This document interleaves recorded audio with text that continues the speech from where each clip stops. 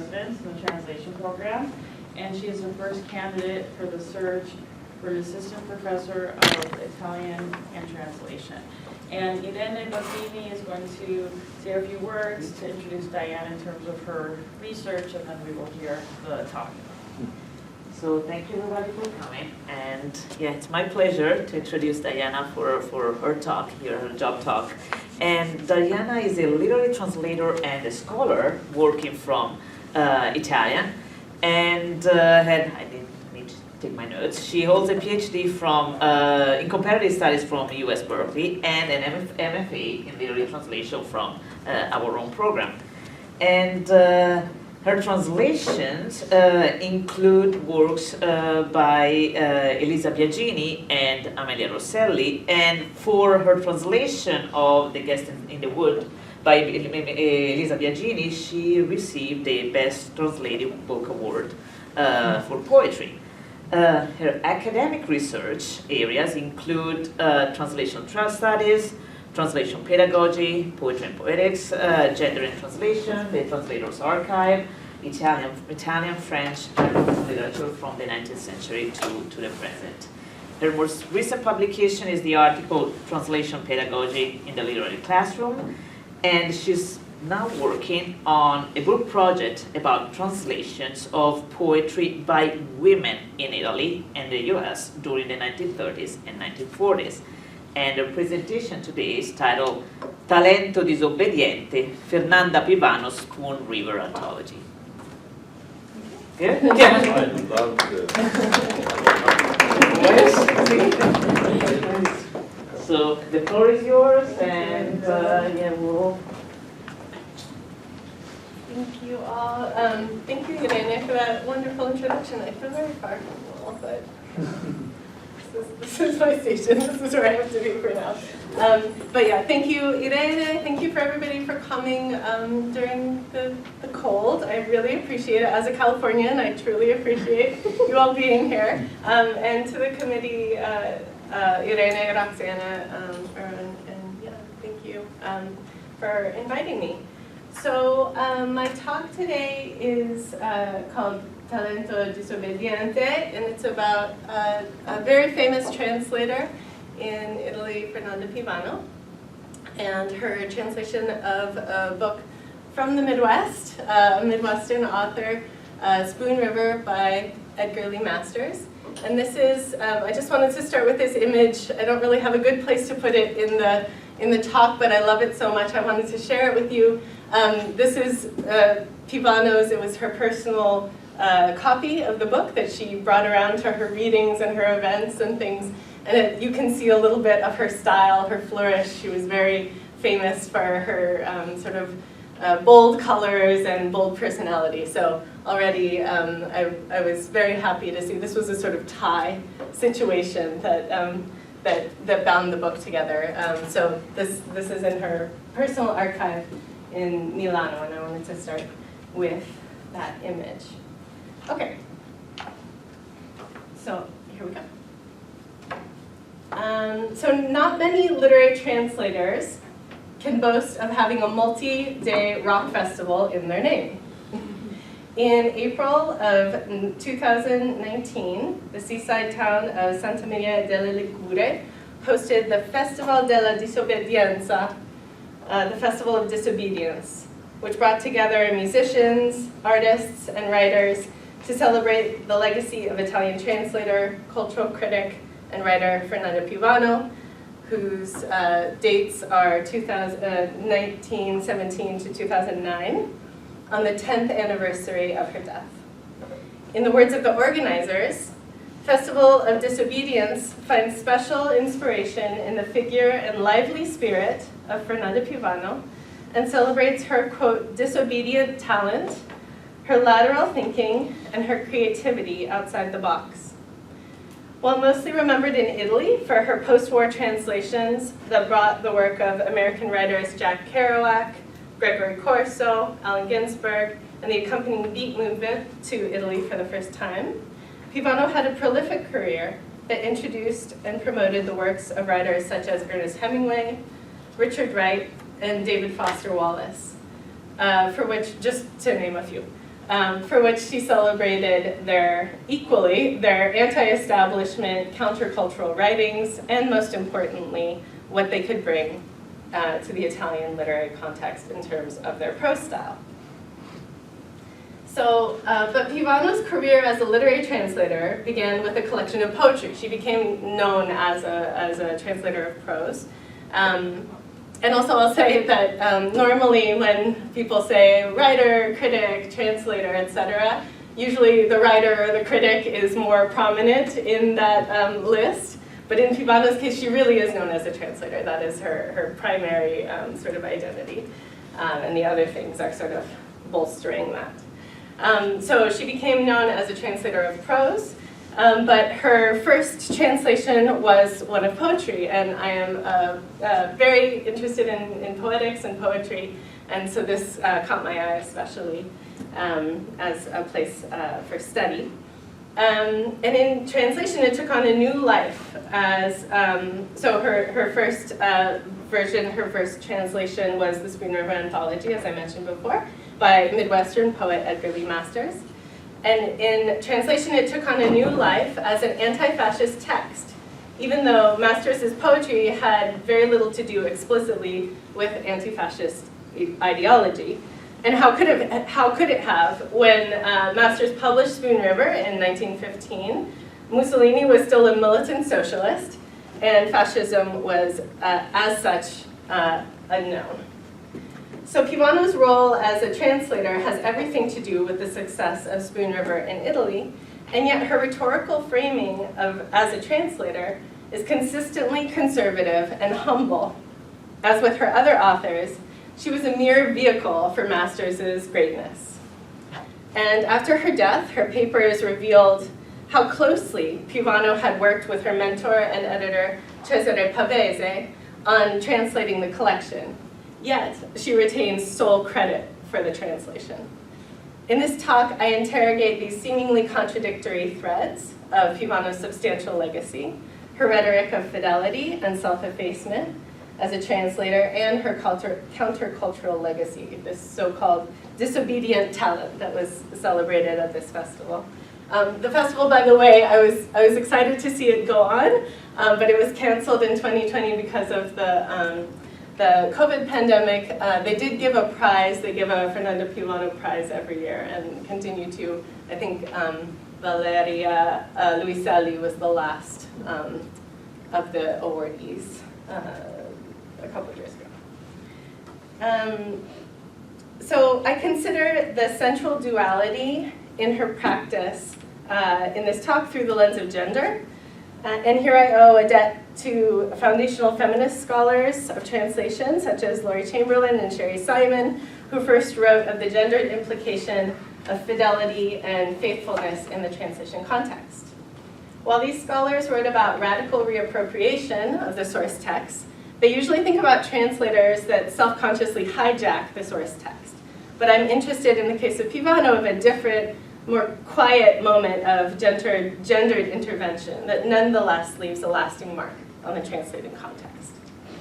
And this talk, as Irene mentioned, comes out of a larger study that I'm working on lyric subjectivity in translation, with a focus on gender and poetic innovation in Italian and French contexts. In it, I examine moments when 20th century women translators find cultural authority as so-called faithful interpreters of radical male poets, and when fidelity as a culturally determined descriptor for a more conservative approach to translation paradoxically helps promote a more radical agenda in the translating context. So to zoom back a little bit, my research focuses on how translation can remap the 20th century literary canon in Italy and the US, in particular, to include transnational and transhistorical interventions at the hands of women. So, let's move on. The eyes will stop watching you now. Okay. So, as with any sort of talk on translation, I want to spend a little time with the source text, because I think close reading the source text next to the translated text is one of the challenges, and benefits we have as translation scholars.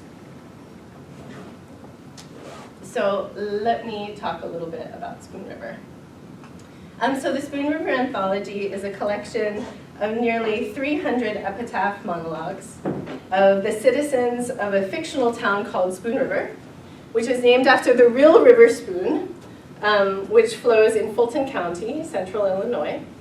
And it's a combination, the Spoon River fictional town, is a combination of Masters' own hometown of Lewiston, Illinois, which Google Maps tells me is 155 miles away from Iowa City. So I plan to visit it as soon as I can, as soon as the snow lets me. As well as the town of Petersburg, which is a little farther away, where his grandparents lived, where Masters spent his childhood, and where he is buried. Epic in scope, formally innovative, and plain-spoken, the collection valorized the plurality of voices of a small community who speak from beyond the grave.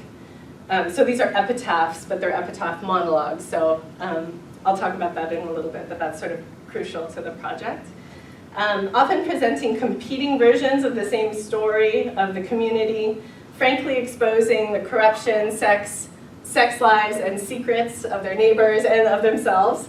And the form of epitaph is central to both the form and the content, as the souls of Spoon River gain a new voice in death and a new truth. They're able to finally speak their truth that wasn't acknowledged in their community.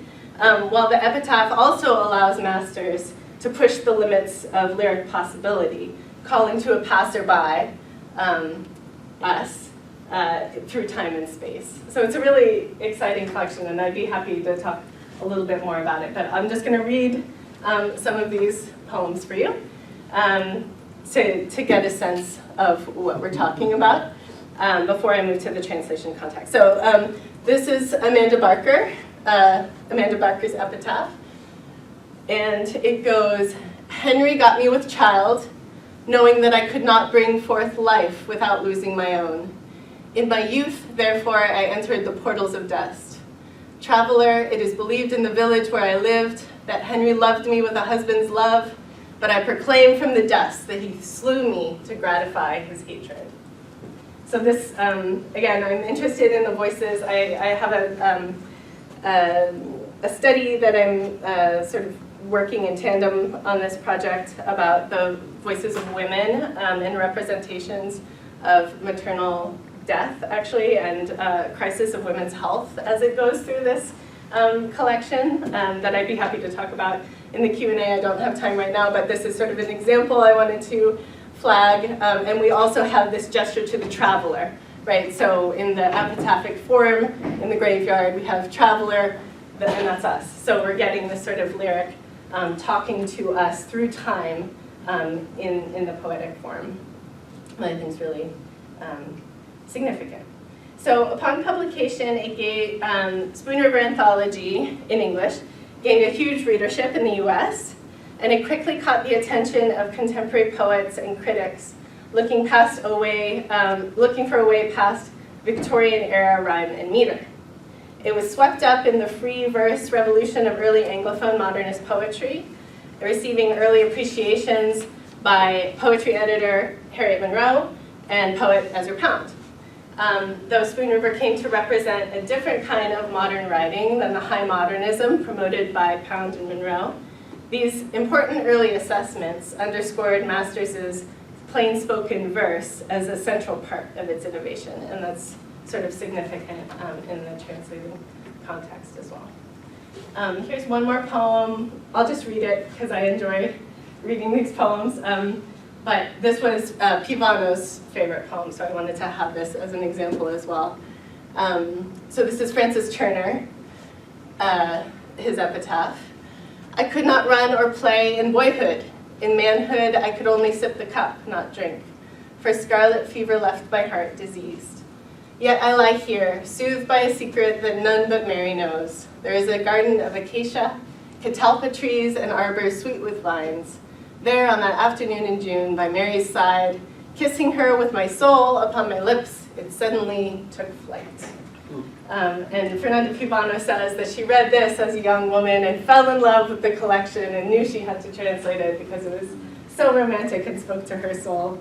And so I wanted to include that here.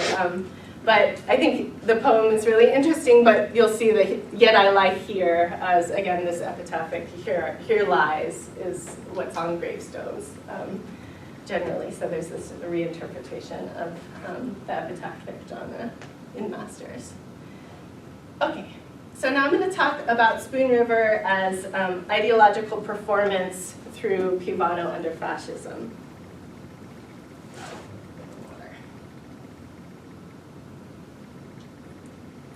So while most of us here in the US, and actually I'd be curious in the Q&A who is familiar with this collection, so I'll make this assumption. While most of us here in the US would be hard-pressed to name a poem from the collection, other than the ones I just showed you, Italians can still recite Pivano's versions of these epitaphs, and Spoon River has inspired Italian composers, songwriters, filmmakers, and in at least one case, the epitaphs have been reproduced in Pivano's translation on an actual tombstone. Despite the fact that the collection has been retranslated countless times, Pivano's volume has remained in print since its first printing in 1943. So in order to fully make an account of the success of Spoon River in Italian as a cultural and poetic intervention, I'd like now to switch to the context, the Italian context that it was published in, that's the late 30s and early 40s in Italy. So in many ways, Antologia di Spoon River appeared in a cultural literary context that was eager and primed for it, despite the fascist regime's official call for autarky, which is self-governance, and its violent xenophobia. Writer Cesare Pavese, who is Pivano's mentor, famously called the 30s the decennio delle traduzioni, the decade of translations. And during that time, literature from the US came to be associated with political resistance to fascism, thanks to the promotion and publication by a group of translators, writers, and scholars known as the Americanisti, including Pavese, Elio Vittorini, and Jaime Pintor. These writers insisted on translating writing from the US directly from the source text, rather than via French, which was common in publishing practices in the teens and 20s in Italy. And their selection of writing often promoted an idea that came to be called the mito americano, the American myth, in Italian literary culture, in which the United States came to represent an alternative to the aesthetic mandated and enforced by the fascist cultural ministry. So writers like the 1930 Nobel Prize winner Sinclair Lewis and Sherwood Anderson exemplified this realist style that they were promoting and its accompanying ideology in translation. With the success of Spoon River, Pivano became considered Pavese's natural heir, this is in quotes, and thus the link between the mito americano and anti-fascist activism as a kind of literary partisan. In this context, Pivano understood her translation work as a kind of combination of espionage and cultural performance. In a speech she gave in New York City in 1970, like towards the later end of her career, she cites the fascist Italian Undersecretary of the Fine Arts as aligning translation with espionage explicitly. And her quote is, "Whoever copies a foreigner is guilty of lèse-nation like a spy who admits an enemy by a secret doorway." Elsewhere, she invoked the Italian fable of Pinocchio. And for her, translation brought with it the promise of breaking the strings of fascism to become real again. So this is a quote from Pivano. I think I'm going to read it in English for you all, but the Italian is there for those of you who want to take a look as well. Translating those books was very controversial. It was a little dangerous. It was seductive. Those books taught us a new way to live, a new way to express ourselves. In a moment of crisis for our prose and our language, when the obligatory content and the traditionally Aulic language had created a kind of paralysis, almost a catalepsy, of our genius, with those books arrived a breath of hope for our literary future, the hope of becoming human again and breaking the strings that controlled us like marionettes. So the Italian readers in the audience will notice that she doesn't say humans, she actually says uomini, to become men again. And I think that's significant in the gendered context that I'm reading her, and I'd be happy to talk about that more.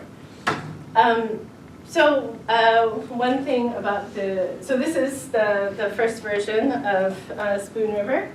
Interestingly, there's a lot of mythologizing that happens along bringing this out under fascism. So there's lots of stories about it, but the story that I'm going to tell right now is what I understand to be the true one. But when Einaudi, so Einaudi is the publisher that Pavese was working for as an editor, when Einaudi requested permission from the fascist censors to publish a collection of poetry entitled Antologia S. River, like S. River, Pavese said it made it through the censors because it looked like the name of a saint. That's how you abbreviate the, so Saint River. Like American, like what do we know? The book, when first published in early 1943, was confiscated by the fascist censors due to indecency, but not for the contents of the book, but rather for this cover art, which is hard to see anyway. But because it features figures, so it features figures from the tombstone, you know, so we have the spirits of Spoon River coming out, but there is a woman down at the bottom left with exposed breasts. So that's what the fascists had a problem with, that was on the cover. So once Einaudi was able to put a sort of paper cover over it, the book was allowed to circulate freely under fascism. So given the fact that there's a lot of mythologizing about how this book was brought into, you know, was sort of snuck through the fascist censors by the Americanisti and Pivano, I want to keep in mind Maria Timotsko's reminder of the problems inherent in the hero worship of translators. She reminds us not to buy into binary notions of victims and heroes in the translating and censorship process. With Spoon River, Pavese and Pivano were promoting an ideological vision, a hope for the future of Italian literature. And as literary partisans, they both put their time in the realm of activism as well as that of literature. Pavese was arrested right before this was published, and Pivano got into her own scuffles with fascist overlords as well. But yet, as gatekeepers to American culture, they wielded a great deal of power via their selections and their interpretations. Guido Bonsever argues that fascist censors would have been more likely to approve, for instance, works by realist authors preferred by Pavese and his Americanist colleagues, since they critiqued the American dream. And Spoon River certainly qualifies as a critique of local culture. So while it made it through the fascist censors in Italy, it was actually banned in Lewiston, Illinois until the 70s because it was sort of revealing the secrets of the townspeople. So close reading Pivano's Spoon River gives us a more complete account of these ideological tensions and some ways to parse this false humility as I'm sort of understanding it in her rhetorical sense. All right, so now I'm going to turn to some poetry itself in translation. And again, while unpacking these links between Spoon River and its historical context, I want to underscore that it's a collection of poetry. Can you all see that? I hope so. I'll read it. And as Masters critiqued formalist poetics with his free verse experiment in English, Pivano sort of reframes the free verse debate in Italian, and I'll talk through that in a second. But this is an epitaph for a poet, so this is sort of an ars poetica that's worked in. There's a couple of them actually, but this is the one that I'll be focusing on, Pettit the Poet. And Pettit the Poet shifts to account for the Italian context and Italian debates about poetic free verse. And I will talk us through that right now. So let me read Masters first.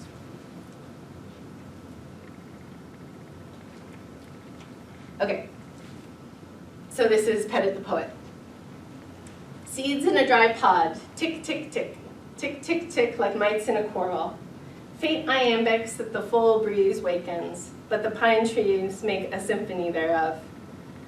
Triolets, villanelles, rondelles, rondos, ballades by the score with the same old thought. The snows and the rose of yesterday are vanished. And what is love but a rose that fades? Life all around me here in the village, tragedy, comedy, valor, and truth, courage, constancy, heroism, failure, all in the loom, and oh, what patterns. Woodlands, meadows, streams, and rivers, blind to it all my life long. Triolet, villanelle, rondelle, rondo, seeds in a dry pod, tick, tick, tick, tick, tick, tick, what little iambics, while Homer and Whitman roared in the pines. So, I'll read the Italian now.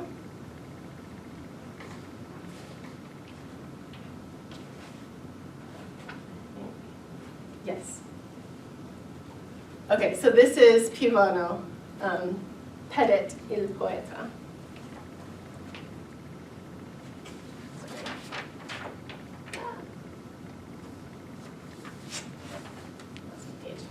Okay.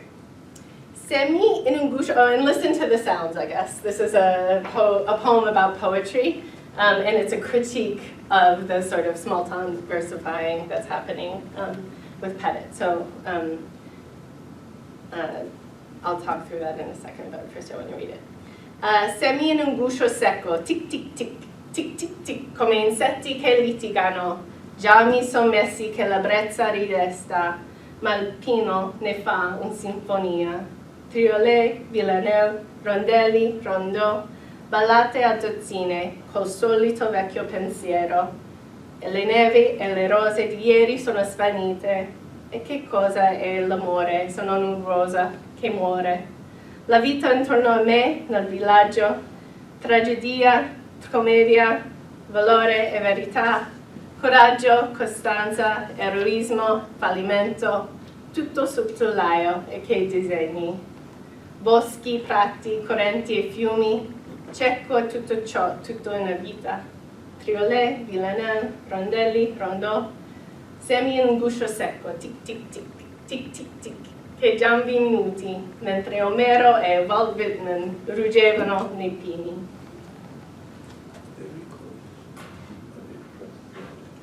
Okay. So Pettit describes his formalist poetry as falling short of the symphony of Homer and Whitman's free verse.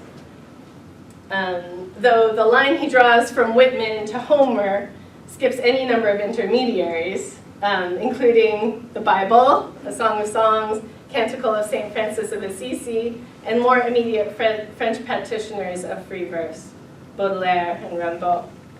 Free verse in Italy emerged through the work of decadent poet Gabriele D'Annunzio, an Italian author steeped in French traditions. D'Annunzio's critique of formalist verse was famously developed in Marinetti's vision for poetry, which was taken to a logical extreme with the futurist parole in libertà, which are sort of the liberated words floating throughout the page. Pivano, I argue, in her wish to position Spoon River as breaking free from fascist aesthetics, runs into trouble with Masters' formal experiment, since this maps most directly to the Italian context of fascist poetics in the early 1940s. What's more, for an Italian reading Pettit, the imagined sound of poetry in the pine trees would certainly call up D'Annunzio's free verse poem, La pioggia nel pineto, The Rain in the Pinewood, which was composed in 1902. It begins by linking the new sound of the free verse with the sounds of the rain in the pines. And this is like one of the most beautiful poems in Italian, in my opinion. So I'll just read the beginning stanza.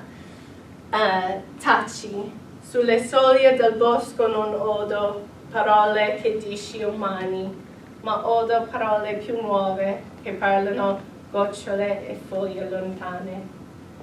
Hush, at the edge of the wood, I don't hear your human words. I hear newer words that leaves and distant droplets of rain speak. So if D'Annunzio's politics clash with Pivano's vision for Spoon River, his vision for lyric subjectivity does as well here.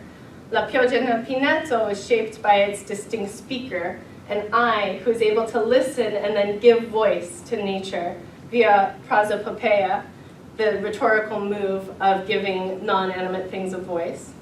Pivano's text wants us to do the opposite. She imagines the plurality and the difference of voice contained in the different epitaphs and souls represented in the Spoon River Cemetery. It's significant then that in this poem, Pivano's translation improves on Petit's English text by making it more alliterative and more musical in Italian, a striking reinterpretation of a poem that parodies a small-time versifier. So it's supposed to be a self-critique, and in Italian it can't help but become more beautiful through Pivano's reading. For instance, the tick-tick-tick of the seed pod is echoed in the line secco, guscio secco tick-tick-tick. And throughout the poem, there's alliterative lines such as insetti che litigano and tutto sottolaio get picked up. And hopefully as I read it, you heard other echoes, un rosa che muore, cos'è amore che un rosa che muore, etc., etc.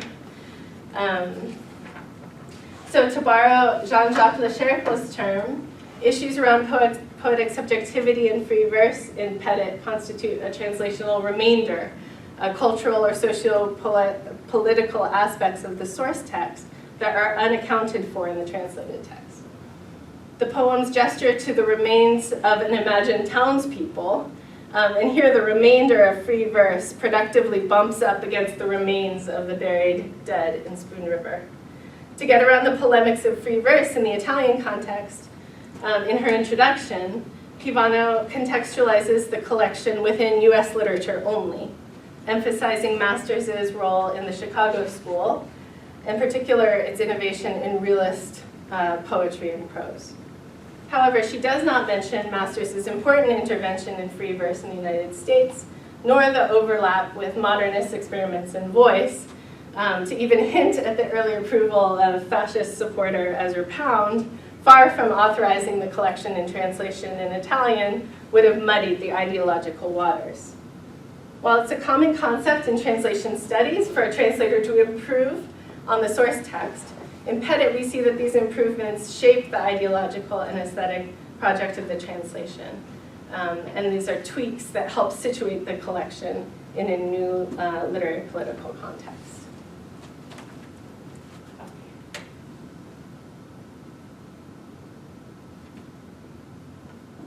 All right, let's move on to another poem.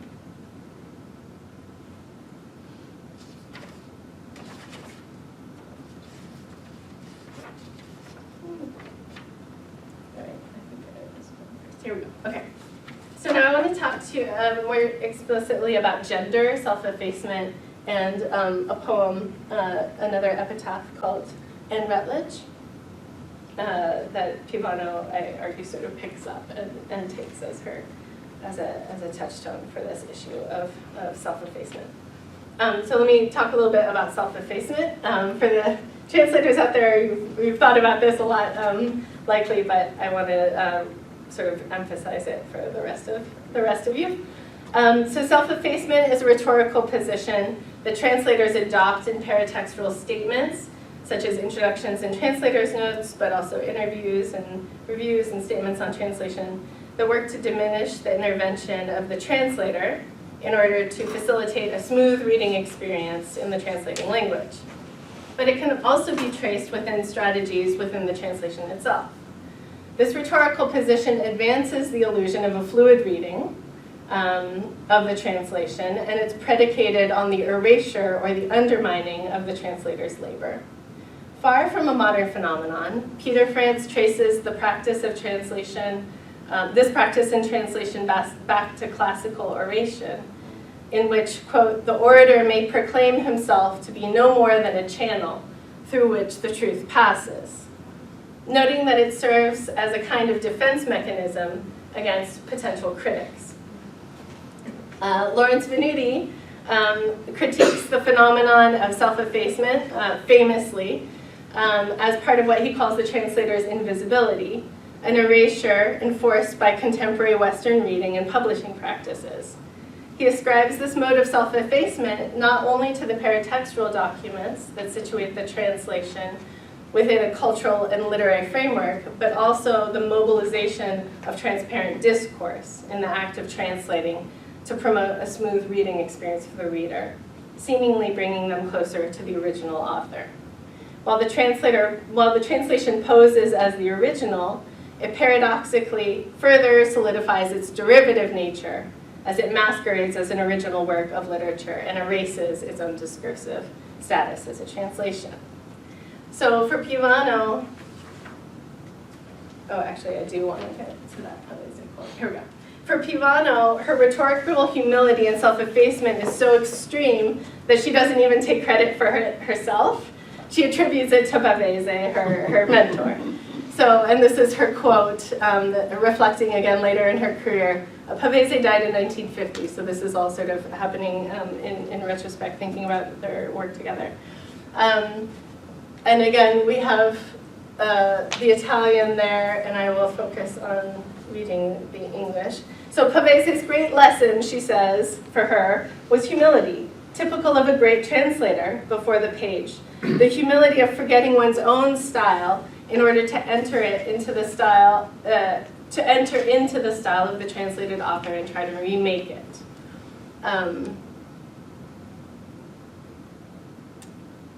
Okay, I'm going to focus just on that part. But yeah, so lots to say here. For Pivano, through Pavese, translation is a kind of erasure of the self in order to portray the works of another. So now let's turn to Anne Rutledge.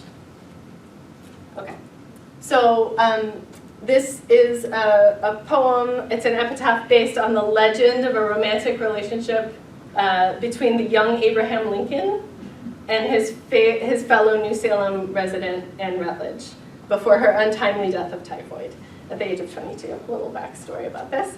And I'll read this poem and then I'll talk about Pivano's interpretation of it. So, out of me, unworthy and unknown, the vibrations of a deathless music.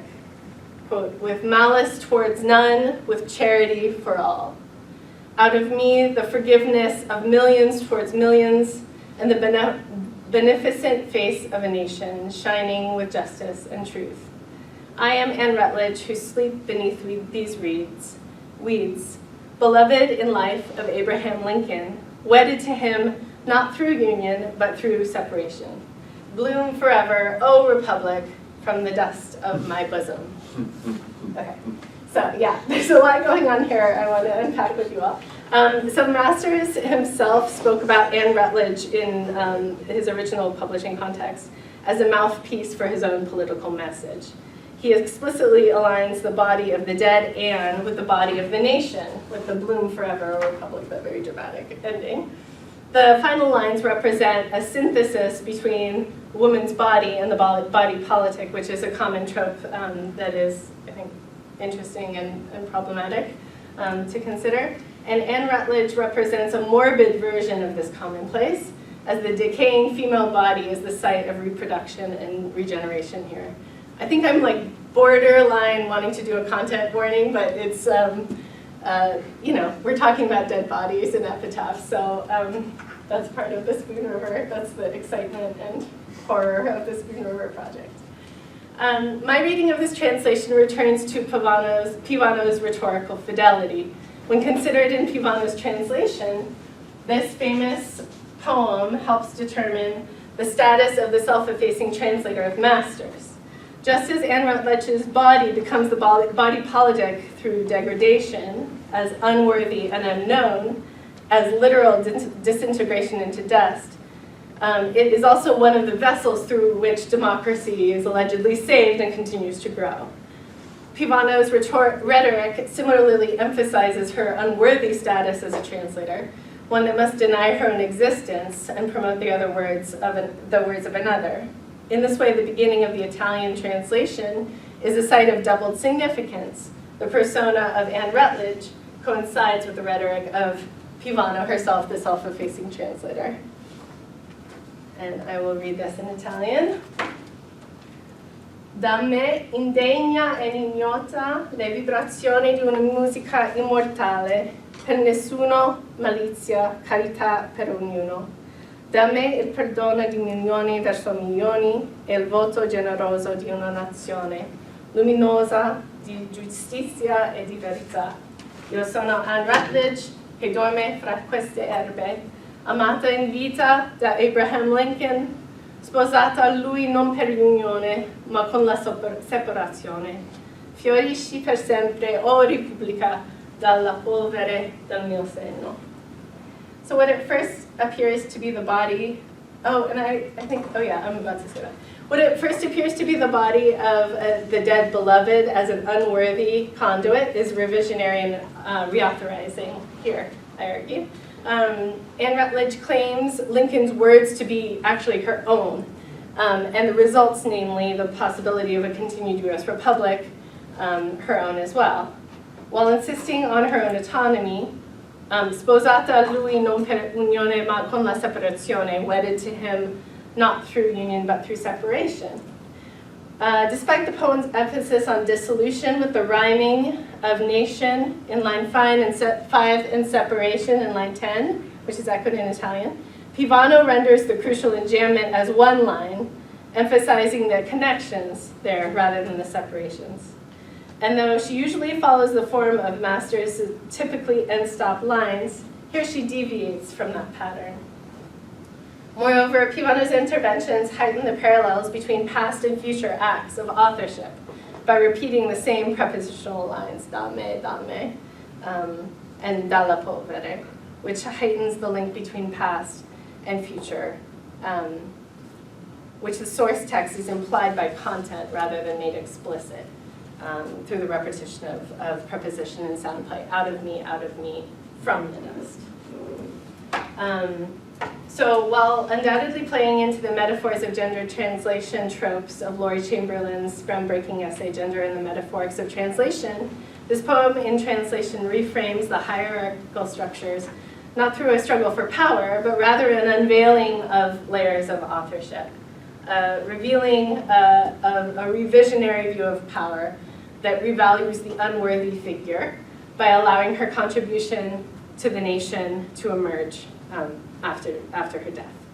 And actually, a funny thing about this poem is that Anne Rutledge's body was apparently exhumed and reburied, and Masters, the epitaph was put on her actual tombstone retrospectively. So there's a lot going on there. And so the poem defines influence as a powerful concept that hinges upon a simultaneous appraisal of both individuality and interdependence. And these elements help me read Pivano's self-effacement as a complex mode that emerges also from the text that she's translating, and one that allows a revision of influence to be less hierarchical and more dynamic, while still acknowledging the hierarchical and misogynistic structures of history.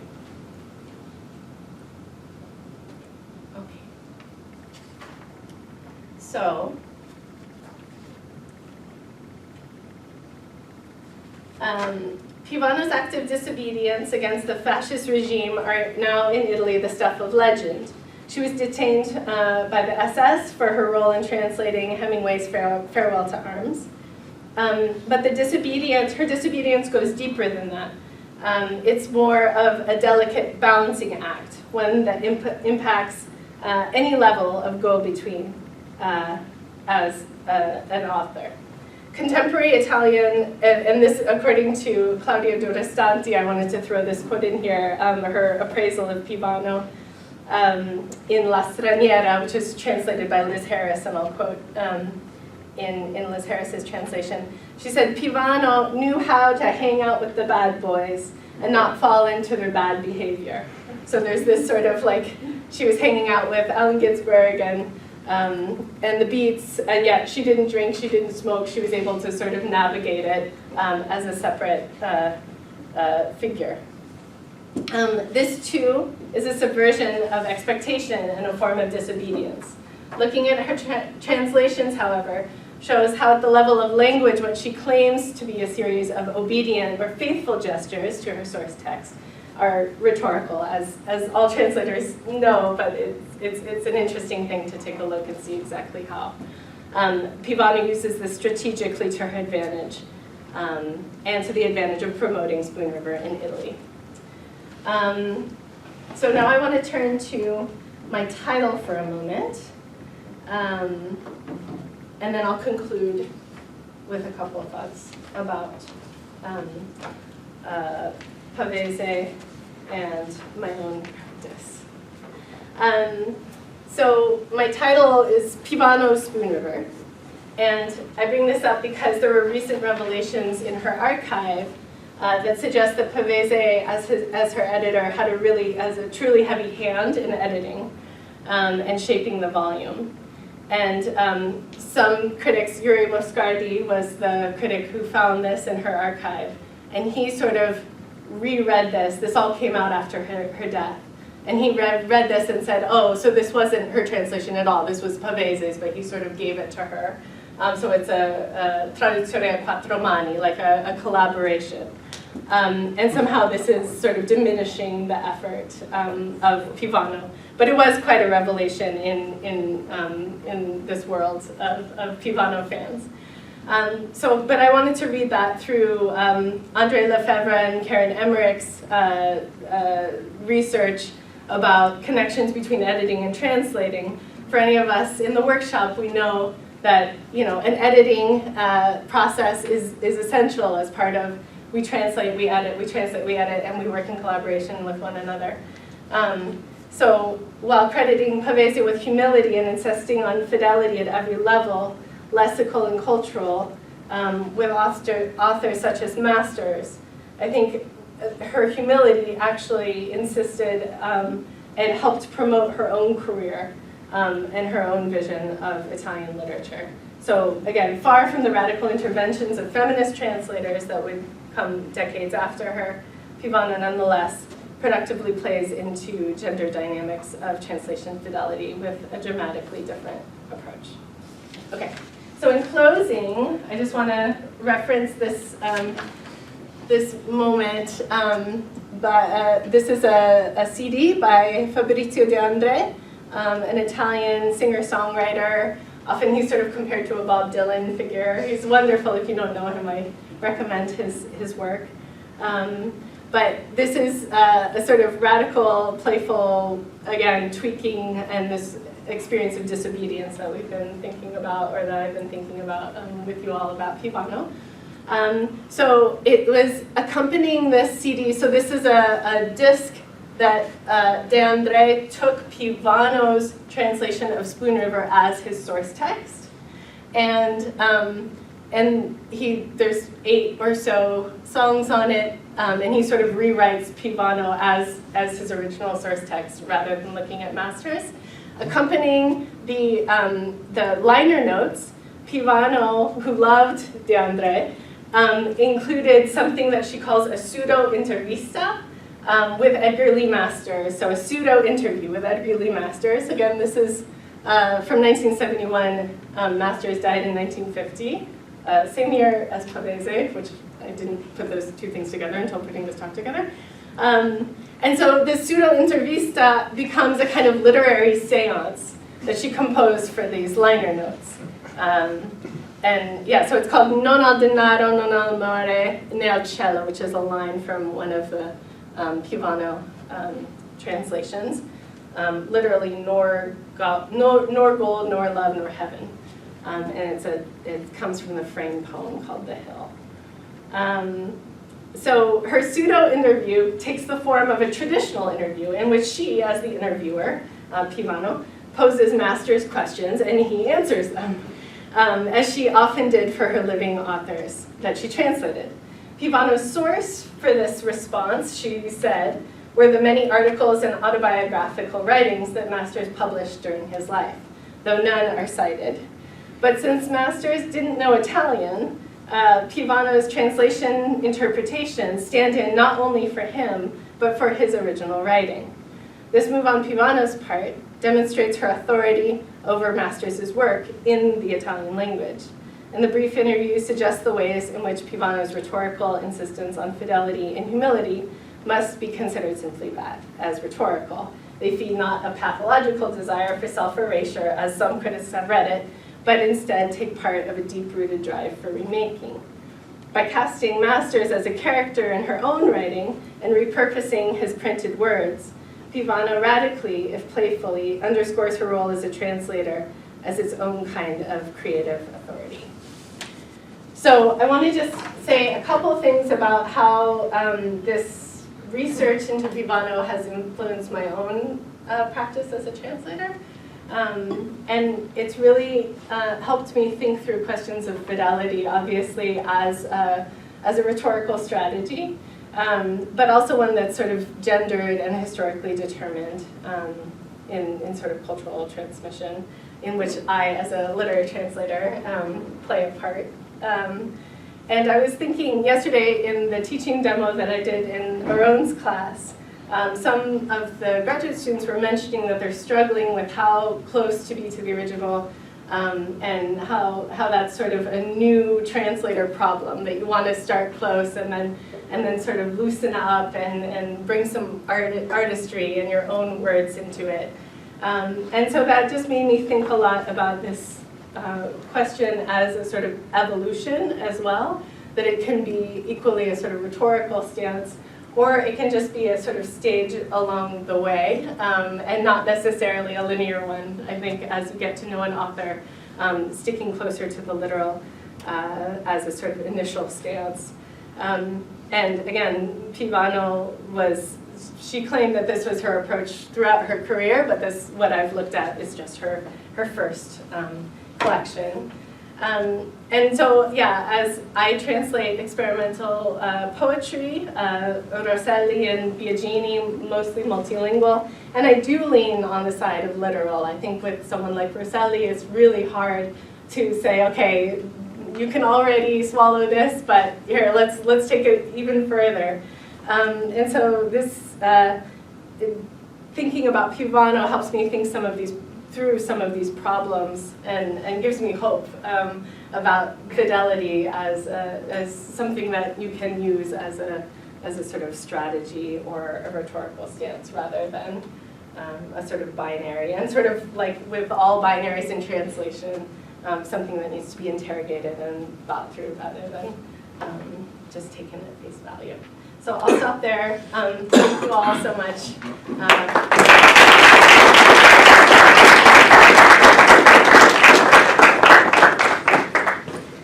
Thank you so much. That was truly fascinating. So now we will take questions. I can be the one calling people.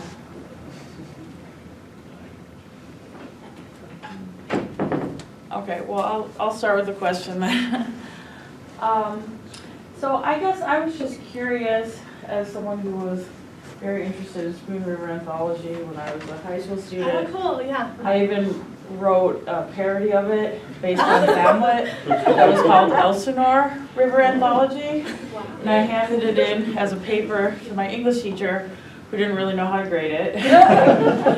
I guess I'm just wondering, what is it about that text that people found to be anti-fascist or interpreted in Italy in this kind of anti-fascist way, and if there were elements of the translation that kind of encourage that kind of interpretation? Yeah, that's amazing. Yeah, one of my questions was, I sort of assumed that nobody knows Spoon River, but I'm very glad to hear. Sometimes it gets taught in high schools, and it gets performed as monologues, I think. Because high school kids performing dead. Yeah, I think that sort of like gothic, morbid is very appealing. Plus the like speaking the truth of the real truth of what happened. So thanks for that question. I think partly what the association with Pavese and the Mito Americano and the Americanisti, who are already bringing a lot of these sort of anti-fascist texts into Italy, and their associations as anti-fascist activists, Pivano was as associated with them, it sort of because this was her first project and Pavesa was her editor, I think it just sort of got lumped into that and repurposed. But then I think there's something about the poetry itself in that it is this sort of plurality of voices, and something that I've been thinking about. It's been retranslated by Antonio Porta and Luigi Ballerini, continually, like it was just translated like retranslated 5 years ago. And so there's something about the plurality of voices, I think under fascism, that was really inspiring, this idea that the townspeople, more of like a communist model, that people can sort of speak their truth, and that it doesn't have to be uniform, and that people are actually, you know, telling one story and then contradicting it. So I think that was part of the voice that became sort of inspiring for anti-fascist audiences. But yeah, there was a quote somewhere where Pivano said, yeah, people were using Spoon River as like a sort of like token, like if you were reading Spoon River in the 40s, it meant you were on like the right side of history. So I think people sort of rallying around this text and memorizing it and working it into their lives. And again, it sort of took off and is still remembered, I think, in Italy. What about the elements, I mean, one of the poems you read had to do with women and reproductive health. Yeah. So are there also elements of that could be interpreted as anti-fascist? Yeah, for sure. I think like the liberation of women, this idea of, women are being able to speak and fight back against this sort of monolithic male virility that fascism represented. That's one of my interests for sure in it. Okay. Thank you. Other questions? Yeah. I was intrigued by, if I understood it right, you were saying that this group of translators, they were sort of labeled as Americanists or something like that, and before that, the translation of American literature into Italian went through French first, and I'm wondering, what was the reason for that? Was it just that there had been French translations available and French was closer to Italian, that part of the interpretive work was already being done and it was closer, or why would that have been the case? What was the historical reasoning on that? Yeah, so my source on a lot of this is Guido Bonsever, who does a lot of research on fascism and translation, censorship, and those sort of historical analyses of that. I think what happened is that people just weren't learning English under fascism and before. And so it was easier to read in German and French, but primarily French, and translate from those texts. But that's a question that I would like to keep thinking about. I don't know exactly the circulation, what happened with the French publishing context. So I'd love to think more. So even among professional translators, yeah. you have people basically ignoring the original text in English and going to another language that was thought more common, and they didn't feel like they were playing a game of telephone, that they were getting a little maybe too far from the original. No, but that's still a practice that happens now, especially in professional translation, that people, if they're translating from Albanian or, I don't know, Hindi or something, will reach to French or English. And actually Gayatri Spivak was talking about that. She was critiquing that because the Italian translation goes through of Gramsci, the translations of Gramsci go through English rather than going to the Italian source text. And so when Gayatri Spivak came and spoke in the fall, she was rallying translators to learn Italian so they could correct the errors of the English translation. So it's still a real common practice, but I think it was interesting in that context that learning English was sort of the pathway to this new sort of anti-fascist movement. So that adds another layer to the anti-fascist sort of thing, just being that comfortable with English. Yeah, and even the Pavese Pintor and Vittorini didn't know English that well. I mean, they knew it well, but Pavese never went to the United States. None of them ever went to the United States. But Piovano was able to, as the sort of next generation, and get to know, live life in the U.S. a little bit more. So again, a sort of opening up after fascism access between the U.S. and the United States linguistically. Thank you. Yeah, thanks. Well, I'll ask a question that is related to the year when the book was published. The publication was the translation was published. That is 1943, Yeah. which is kind of a really a clue, that like a key moment for fascism, because actually that's when Mussolini's government kind of disappears. I mean, there is Right, the it's the armistice beginning and of everything, that, and then you yeah. have the Allies, and it's also the moment when, with the Allies, American books arrived to Italy. One of the reasons why translated from with the soldiers, with the Uh-huh, soldiers. yeah. One of the reasons why translating from English was hard is that because books weren't around, you know. So I mean, To get French the books physical. were available, but American books weren't available. It was a little easier with books coming from the UK, but with American books they weren't in the country, you know. And so I mean, my question was. How is that the fact that it was published in 1943 affected the reception of the book? Yeah, I think the fact that, the 30s was this decennio delle tradizioni, and already people were sort of interested and excited about American literature, that definitely, and then the war, I feel like the suffering through the realities of the war definitely would have impacted that. In terms of the timing, I know that it was slated to be published in 42, and then with Pavese going to Confino, he was in internal exile because of his involvement in the anti-fascist movement.